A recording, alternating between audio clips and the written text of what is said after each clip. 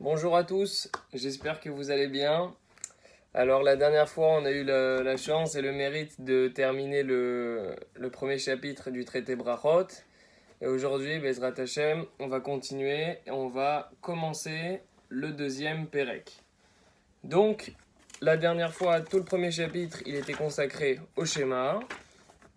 Et donc là, pour changer, qu'est-ce qui va se passer? On va encore une fois continuer à parler des thématiques en lien avec le schéma.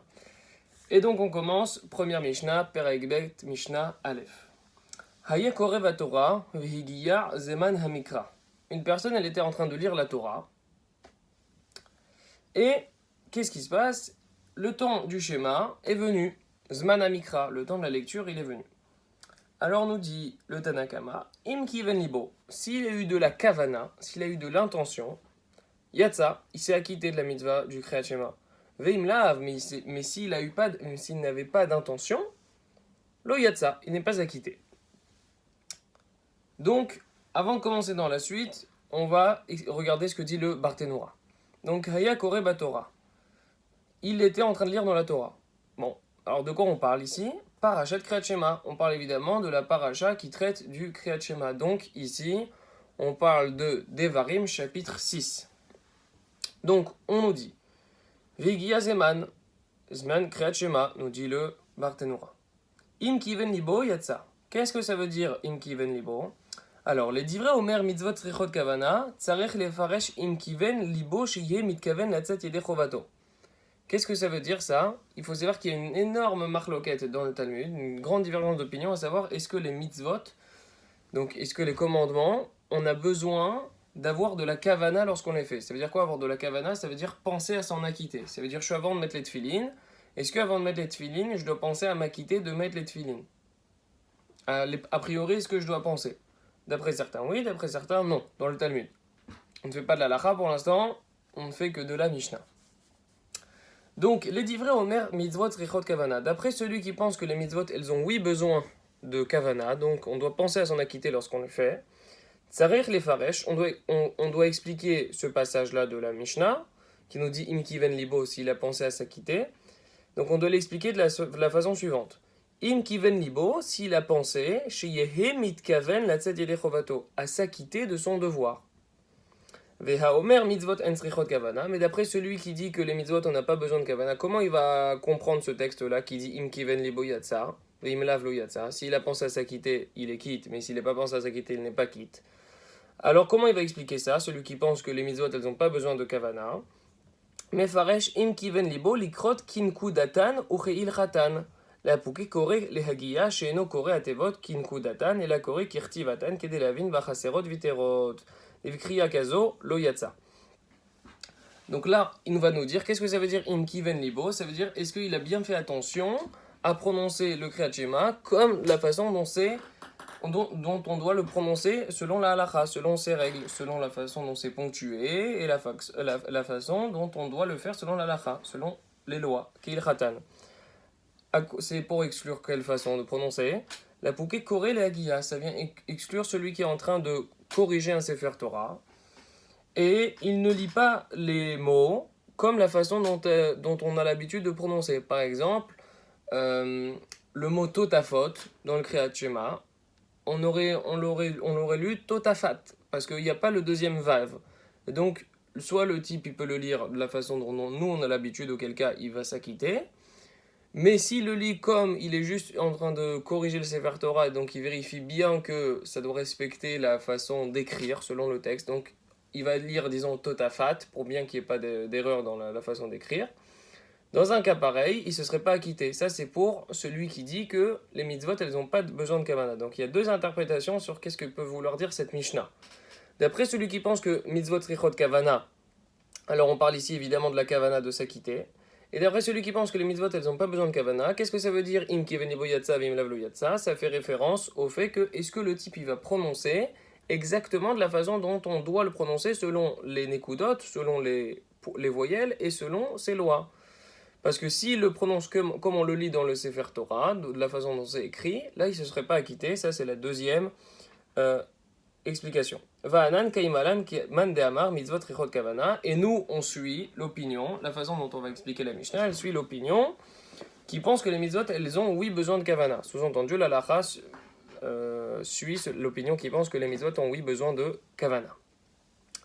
On reprend la Mishnah. Baprakim, shoel mipene akavod ou meshiv, ou vaemtsa, shoel mipene ayir'a, ou meshiv, divrei Rabbi Meir.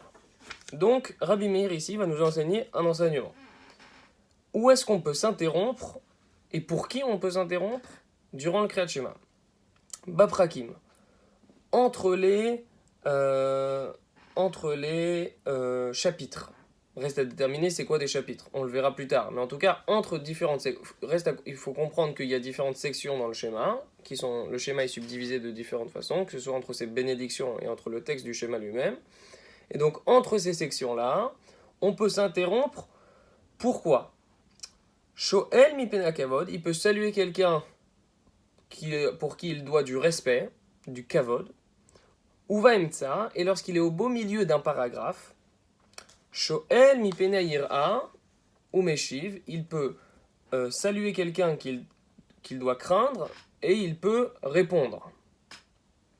Telles sont les paroles de Rabbi Meir.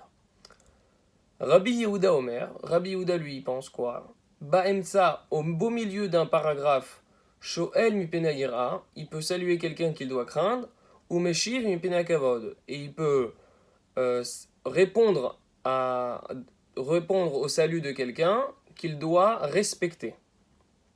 Baprakim, si on est entre des paragraphes, Shoel mipene akavod, la personne, elle peut saluer quelqu'un qu'elle doit du respect, ou meshiv shalom lechol adam, et elle peut répondre au salut qui a été prononcé à son égard de la part de n'importe quel individu.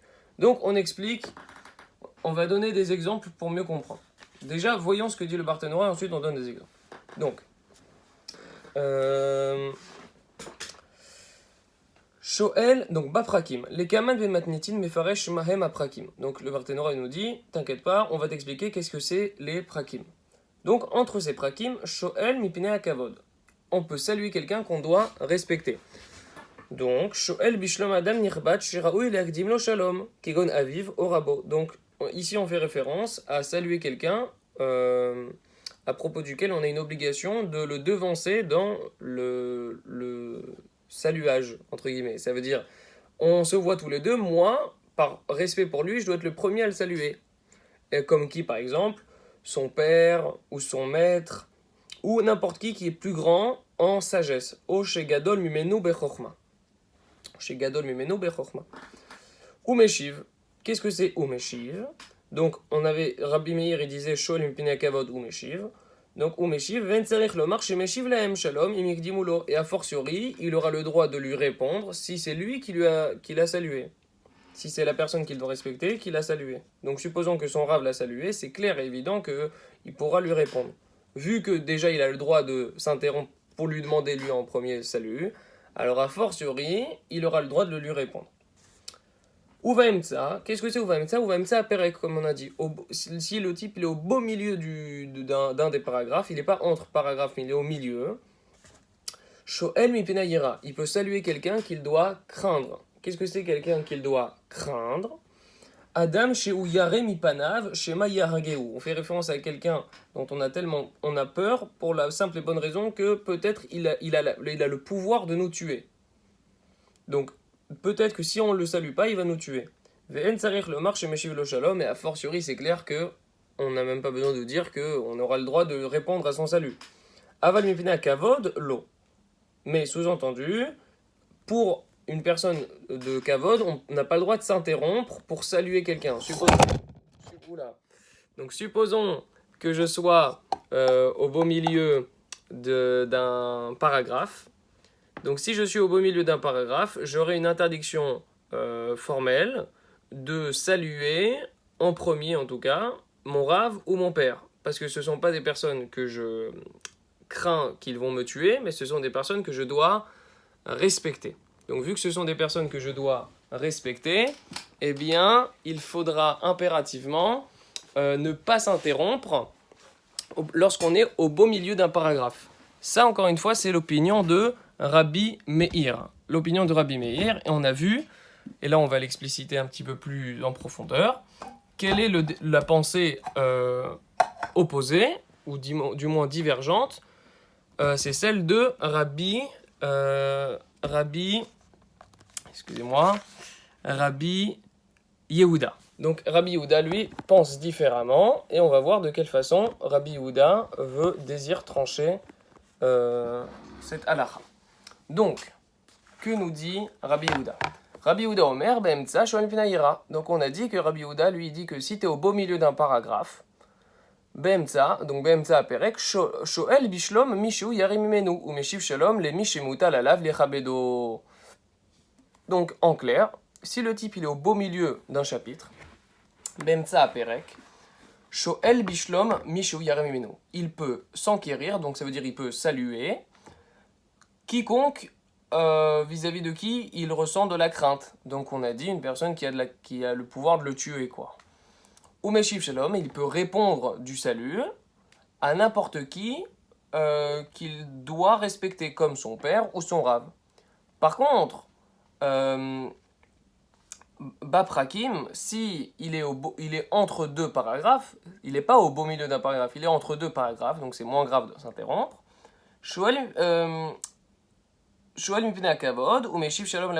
Il peut s'interrompre pour saluer quelqu'un à qui il doit du respect, comme son père et son rave, et il peut répondre au salut si quelqu'un le salue, peu importe qui, il a le droit de lui répondre.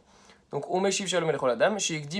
n'importe qui l'a salué, en premier, il aura le droit de lui répondre s'il est entre deux paragraphes. Va alacha qui Rabbi Yehuda nous dit le Barthénoa, l'alacha elle suit l'opinion de Rabbi Yehuda, ouvrol makom, chez Assur les Hafsik, car Assur les Daber Belshon HaKodesh, qui moi Bishar les Shonot. Et dans tout endroit où il est interdit de s'interrompre, selon l'opinion de Rabbi Yehuda, de même est-il Assur de parler en hébreu comme en n'importe quelle autre langue. Donc ça veut dire que l'interdiction qui vise à prohiber le fait de parler et de s'interrompre dans le schéma, elle s'applique que ce soit l'hébreu ou que ce soit à n'importe quelle autre langue.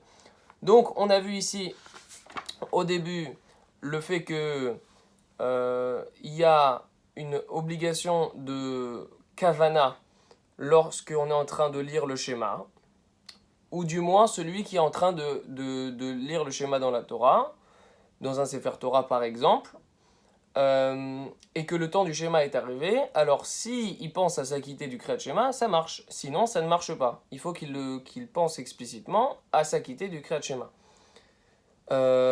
Et ensuite, on a vu les différentes lois d'interruption et pour qui et où. Et on avait vu qu'il y avait une marloquette Rabbi Yehuda et Rabbi Meir.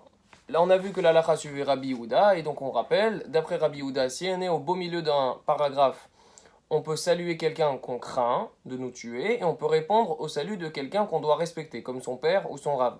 Et si on est entre deux paragraphes, on peut saluer quelqu'un qu'on respecte et on peut répondre au salut de n'importe qui. Bonne journée!